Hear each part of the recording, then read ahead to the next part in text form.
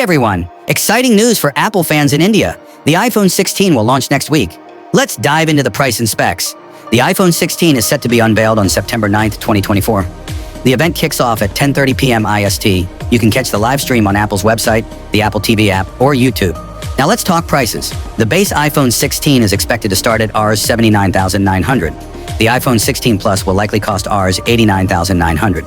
But the Pro models might see a price hike starting at Rs. 1, 34,900 for the iPhone 16 Pro and Rs. 1, 59,900 for the Pro Max. Apple is rumored to introduce some exciting features.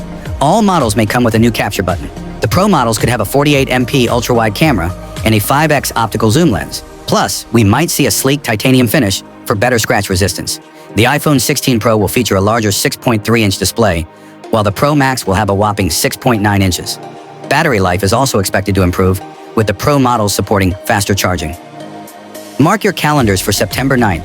The iPhone 16 is almost here, and we can't wait to see what Apple has in store. Don't forget to like and subscribe for more updates.